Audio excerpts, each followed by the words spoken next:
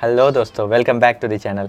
अगर आप नेपाल के काठमांडू का टूर प्लान करने का सोच रहे हो या फिर प्लान बना रहे हो या फिर बनाना चाह रहे हो तो यह वीडियो आपके लिए है। आपको ज़रूरी इस वीडियो को देखना चाहिए। इससे आपको बहुत ज़्यादा आइडिया मिलने वाला है, क्योंकि मैं सब कुछ डिस्कस करने वाला हूँ इसमें कि आप वहाँ कैसे पहुँच सकते हो, कब वहाँ जाना चाहिए, कितना आपका बजट आएगा, कहाँ आपको रुकना है, कहाँ आपको खाना अच्छा मिलेगा, सब चीज़ इसमें अच्छे से क्लियर करेंगे वीडियो में। कब आपको जाना चाहिए वो भी क्लियर कर दूंगा। सारी बातें, बस वीडियो को पूरा देखना है और वीडियो को लाइक करके चैनल को सब्सक्राइब कर लेना है। उसमें तो बिल्कुल टाइम नहीं लगाना है आप लोगों को।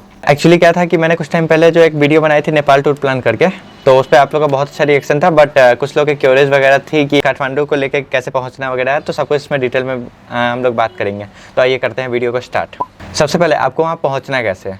तो वैसे तो मेनली नेपाल की कैपिटल है काठमांडू, तो इंडिया से आपको जाने के लिए ना मेनली आप ट्रेन से नहीं जा सकते हो, ट्रेन अवेलेबल ही नहीं है। मतलब आपको अगर जाना है ट्रेन से भी तो आपको बॉर्डर वाले इलाके जो है बिहार, यूपी, बिहार, दिल्ली वगैरह से ही आपको मतलब उतर के फिर आगे ही जाना है। उत्तराखंड में उतर के आप जा सकते हो वहाँ से, लेकिन वहाँ के बाद आपको बस वगैरह ही लेना पड़ेगा। तो ऐसे 5-6 मेनली मेजर रास्ते हैं जिससे आप बॉर्डर पार करके जा सकते हो। उसमें से कुछ रास्तों को मैं नाम बताता हूँ।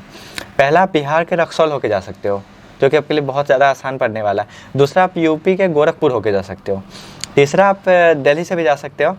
और चौथा है कि आप उत्तराखंड के बनवासा होकर जा सकते हो। तो सारे रास्ते से आप आसानी से जा सकते हो। तो दोस्तों, रक्सौल से जैसे आपको जाना है ना, तो आप अपने कहीं भी अपने सिटी से ना आपके इनडायरेक्ट रक्सौल के लिए ट्रेन मिल जाएंगे। इनडायरेक्ट मीन्स ये होता है कि अगर डायरेक्टली आपको वहाँ के लिए नहीं मिलती है तो आप क्या करोगे, बिहार के पटना या फिर मुजफ्फरपुर के लिए ट्रेन ले लोगे। वहाँ पर आपको बहुत ज़्यादा आसानी से वहाँ पर ट्रेन अवेलेबल होती ही है, हर जगह से मिल जाएंगे आपको। तो आपको वहाँ पहुँचना है। एंड पटना और मुजफ्फरपुर से बहुत सारी लोकल ट्रेन वगैरह चलती है रक्सौल के लिए, तो आप रक्सौल ईजिली पहुंच जाओगे। आपको क्या करना है, वहाँ पहुंच के वहाँ उतरने के बाद बाहर से आपको बहुत सारी टैक्सी कैब मिल जाएंगे, ऑटो भी मिल जाएंगे। वहाँ से आपको निकलना है और नेक्स्ट आपको वहाँ से निकलना है सीधे वीरगंज के लिए, जो कि नेपाल में पड़ता है। आपको बॉर्डर क्रॉस कर लेना है। बॉर्डर क्रॉस करने में कोई दिक्कत नहीं होती, वीज़ा वगैरह का टेंशन तो है नहीं नेपाल में, इतना तो आपको पता ही है। आपको वहाँ से एंट्री करना है। अब ध्यान रखिएगा, वहाँ पे एंट्री करने के बाद आपको बहुत सारे ऐसे करके काउंटर मिलेंगे जहाँ पे करेंसी एक्सचेंज होते हैं। करेंसी एक्सचेंज करना मीन्स आपको नेपाल में तो नेपाली करेंसी ही चलेगी ना, तो इंडियन करेंसी तो वहाँ चलनी मतलब आसपास में चल जाती है बॉर्डर के इलाके में, बट आपको काठमांडू जाना है तो काठमांडू में तो काठमांडू की चलेगी। तो आपको आसपास में देख लेना है कहाँ पे काउंटर आपको मिल रहा है। देन आपको क्या करना है, आपका करेंसी एक्सचेंज वहाँ पे आपको करा लेना है। आपको ये भी पता होना चाहिए कि हाँ, इंडिया की करेंसी नेपाल के करेंसी के मुकाबले थोड़ी ज़्यादा है। मीन्स आपका यहाँ जो 100 रुपये है ना, आपका इंडियन 100 रुपये है, तो नेपाल के 163 रुपये के बराबर है। तो सोचो कितना ज़्यादा अंतर पड़ जाता है ऐसे में। और ये चेंज करने ना आपको कोई एक्स्ट्रा चार्ज देने की ज़रूरत नहीं है। आप वहाँ जाते वक्त इसको चेंज करा सकते हो नेपाली में, और फिर उधर से आते वक्त भी आप इसको इजीली करके चेंज करवा सकते हो फिर इंडियन रुपीज़ में। इसमें कोई ज़्यादा झमेला नहीं होता, झंझट नहीं होता, आप बहुत ही आसानी से ये काम कर पाओगे। तो आपको करते हुए वहाँ से वीरगंज आपको सीधे बस स्टैंड पहुँच जाना है। बस स्टैंड पे पहुँचने के बाद ना आपको बहुत सारी बसेज, टैक्सी, कैब्स वगैरह ये सभी चीज़ें अवेलेबल हो जाएगी, वहाँ से मिल जाएंगी। अगर दूरी की बात की जाए तो वीरगंज से काठमांडू की दूरी 135 किलोमीटर है। तो आप इसे इजीली बस या फिर क्या टैक्सी कैब वगैरह से इजीली कर सकते हो। अगर बस से जाना चाहते हो तो उसकी फेयर वगैरह कितनी लगी वो भी मैं आपको बता देता हूँ। वैसे अगर बस लेते हो तो बस का टिकट आपको पड़ जाता है ये 400 से लेकर 500-600 रुपये के आसपास तक का टिकट आपको मिल जाएगा, और आपको डायरेक्ट छोड़ देता है। इसके लिए टाइम जो लगता है आपको वही 5 से 6 घंटे टाइम लग जाता है आपको इतना जाने में, क्योंकि होती है रोड में कुछ प्रॉब्लम वगैरह। देन अगर आप यहीं टैक्सी कैब वगैरह लेते हो ना, तो ये भर के आपका 3000 से 4000 हो जाएगा। तो मैं 3 से 4000 इसलिए बोल रहा हूँ बिकॉज थोड़ी सी आपको बार्गेनिंग करनी पड़ेगी। बार्गेनिंग में थोड़ा सा बात करना पड़ेगा कि कैसे कितना कम में वो मान जाए। जितना कम में वो मानते हैं उतने में आप पहुँच जाओगे। देन उसके लिए आपको बस ज़्यादा टाइम भी नहीं लगेगा जाने में, 3 से 4 घंटे में आप इजीली वहाँ पहुँच जाओगे काठमांडू में। आपके लिए दोनों वैल्यूएबल हो सकता है, आप अपने बजट के हिसाब से देख लेना। ऐसा करके आप रक्सौल होकर आप पहुँच जाओगे सीधे काठमांडू। दूसरा रास्ता जो है सो यूपी के गोरखपुर हो गया है। तो यूपी के गोरखपुर होके भी वही सीन है। आप अपने इधर से देख लेना कि ट्रेन वगैरह आपको कैसे मिल रही है यूपी में। आपको यूपी पहुंच जाना है, ठीक है। यूपी से आपको फिर आगे सोनौली के लिए निकलना है। सोनौली पहुंचने के बाद आपको क्या करना है कि भैरवा आपको पहुंच जाना है ऑटो वगैरह से, जो कि नेपाल में पड़ता है, बॉर्डर के उस पार है।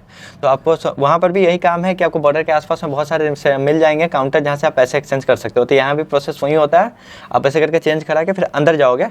देन आपको भैरवा, जिसका नाम है अब चेंज करके सिद्धार्थ नगर रख दिया गया है, आपको वहाँ पहुँच जाना है। वहीं पे बस स्टैंड पे आपको, बस स्टैंड से वहाँ की दूरी, काठमांडू की दूरी 265 किलोमीटर है। तो आपको आसान, थोड़ा सा ज़्यादा आसान नहीं पड़ने वाला है अगर रक्सौल के मुकाबले बात की जाए तो। 265 किलोमीटर में सीन ये है कि यहाँ पे आपको ना बस या फिर टैक्सी वगैरह सब मिल जाएंगे। उसके चार्जेज और रेट वगैरह के लिए बात कर लेते हैं और कितना टाइम लगने वाला सब कुछ डिस्कस कर लेते हैं। तो अगर बस से जाते हो तो बस का क्या, एसी और नॉन एसी दोनों टाइप की वहाँ बसेस मिल जाती है, जिसमें एसी का दाम आपको 2000 से 2500 रुपये एंड नॉन एसी जो 1000 से 1200 रुपये के बीच में आपको टिकट मिल जाएंगे। इसके अलावा अगर टैक्सी कैब करते हो तो ये बढ़ के 6 से 7 हज़ार रुपये तक हो जाता है एंड उसमें भी बार्गेनिंग आप जैसे करोगे उतना कंफर्टेबल रहेगा और टाइमिंग भी थोड़ी सी कम लगेगी, बस के मुकाबले 1-2 घंटे कम लगेंगे। तो ये आप लोग को आइडिया हो जाना चाहिए अब। तो आप ऐसे करके डायरेक्ट आप यूपी के गोरखपुर होके आप इजीली पहुंच सकते हो काठमांडू में। नेक्स्ट अब बात करते हैं कि आप दिल्ली से, जो मैंने बताया था, तो दिल्ली से सबसे आसान है, आप कहीं भी, आप देश के किसी भी, इंडिया के किसी भी कोने से आप दिल्ली के लिए पहुंच जाओगे। दिल्ली से आपको इंडिया नेपाल के लिए स्पेशल बसेस वगैरह चलती है जहां आप लेके आप पहुंच सकते हो डायरेक्ट काठमांडू। बट इसमें दिक्कत ये है ना कि ये रास्ता जो है ना बहुत लंबा है, 32-33 घंटे का रास्ता है, वो उससे ज़्यादा भी हो सकती है अगर जाम रहे रास्ते में या फिर जो कुछ प्रॉब्लम हो जाती है। तो इसमें आप एक बस में बैठे हुए बहुत ज़्यादा बोर हो जाओगे। तो मैं आपको सजेस्ट करूँगा कि ये दिल्ली से ना जाओ, लेकिन ये रास्ता है, आप चाहो तो जा सकते हो। अगर जाना है तो बस की टिकट वगैरह आप ऑनलाइन करके बुक कर सकते हो, वेबसाइट में नीचे दे देता हूँ, आप उस पर विजिट करके आप जा सकते हो। आपके लिए बहुत ही ज़्यादा आसान पड़ेगा, वो भी टिकट वगैरह लेना, उसमें कोई झंझट वाली बात होती नहीं है। आपको वीज़ा वगैरह भी नहीं बनवाना, ये बात तो आपको पता ही है। दोस्तों अगर आप फ्लाइट से जाना चाह रहे हो तो ये आपके लिए और ज़्यादा ईजी होने वाला है, क्योंकि आपको अपने सिटी से ना, आपको जहाँ पे नियरेस्ट एयरपोर्ट है वहाँ से आपको डायरेक्ट काठमांडू के लिए प्लेन मिल सकती है। अगर नहीं भी मिलती है तो आपको क्या करना है कि दिल्ली पहुँच जाना है फ्लाइट से ही, अब फ्लाइट से आपको फ्लाइट चेंज करके फिर पहुँच जाना है काठमांडू वहाँ से भी। इसके अलावा आप बिहार में भी पटना या फिर दरभंगा एयरपोर्ट से आप जा सकते हो, तो आपके लिए इजी पड़ेगा। तो फ्लाइट से जाने में आपको कितना खर्चा आने वाला है ये आप खुद कैलकुलेट कर पाओ, क्योंकि मैं आइडिया नहीं लगा सकता कि आप कहाँ से हो। आपको काठमांडू कब विजिट करना चाहिए, कौन सा टाइम सबसे बेस्ट होगा जाने के लिए। अगर आप सितंबर अक्टूबर से लेके अप्रैल मई तक जाते हो ना, तो अगर टाइम आपके लिए सबसे बेस्ट रहेगा। उसमें भी बेस्ट रहेगा आप अगर ठंडी के मौसम में जाते हो, क्योंकि कभी कभार वहाँ पे स्नोफॉल वगैरह भी होते हैं। जो उसके बाद वाला जो सीज़न होता है ना, वो बारिश का सीज़न आप अवॉइड करके चलो, क्योंकि उस टाइम में ना बारिश की वजह से तो आपको मज़ा किरकिरा होने वाला है। तो वो मैं सजेस्ट नहीं करूँगा आप लोगों को जाने के लिए। वैसे जाने के लिए तो आप जा सकते हो, बट आपको वो फील नहीं आएगा जैसा आपको आना चाहिए। एंड दोस्तों आपको कितने दिनों का टूर प्लान करना चाहिए, 4 डेज एंड 3 नाइट करके चलो, आपको बहुत ज़्यादा मज़ा आएगा वहाँ पे घूमने में। बात कर लेते हैं कि आप वहाँ काठमांडू पहुँचने के बाद आपको रुकने के लिए कौन सी जगह सबसे बेस्ट रहेगी। तो हर सिटी का एक सिटी सेंटर होता है, ऐसे ही काठमांडू का एक सिटी सेंटर है थमेल बाज़ार। आपको बेसिकली सीधे पहुँच जाना है थमेल बाज़ार। थमेल बाज़ार में आपको बहुत बड़ा मार्केट है, वहाँ पे बहुत सारे होटल्स है, धर्मशाला है, डॉर्मेट्री वगैरह सब कुछ है।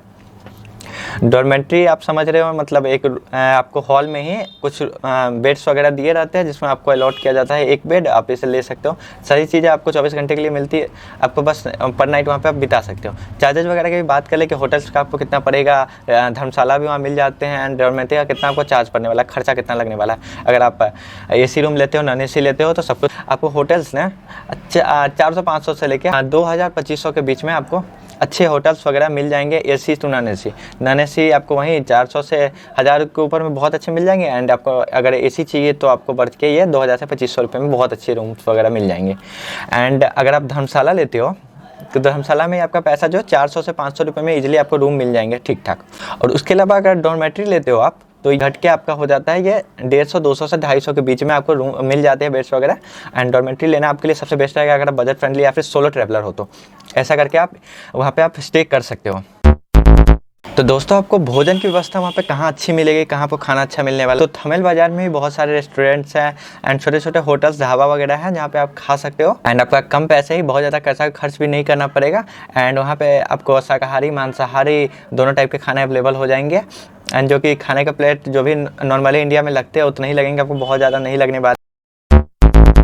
बात करते हैं कि आपको कहाँ कहाँ वहाँ घूमना चाहिए, घूमने वाली कौन कौन सी जगह है जहाँ आपको विजिट करनी चाहिए। वैसे अगर आपको बहुत ज़्यादा झमेला नहीं करना है कि आपको कौन कौन सा जगह घूमना है, डिसाइड नहीं कर पा रहे हो, या फिर आप सोच रहे हो कोई ऐसा तरीका मिल जाता है, कोई टूर गाइड मिल जाता है, तो आपको इसके लिए भी बहुत ज़्यादा टेंशन लेने की ज़रूरत है नहीं। तो दोस्तों थमेल बाज़ार में आपको बहुत सारे ऐसे टैक्सी वाले मिल जाएंगे जो आपको 1500 से 2000 रुपये चार्ज करेंगे। एंड आपको आसपास की जितनी भी जगह है, लोकल साइट सीन्स वगैरह सब कुछ घुमाएंगे। जैसे सुबह में आपको लेके जाते हैं तो रात तक आपको घुमाएंगे एंड आपको रात को फिर से थमेल बाज़ार में ही छोड़ देंगे। आपको बस इसके लिए 1500 से 2000 रुपये चार्ज करेगा और आपको दे देना है।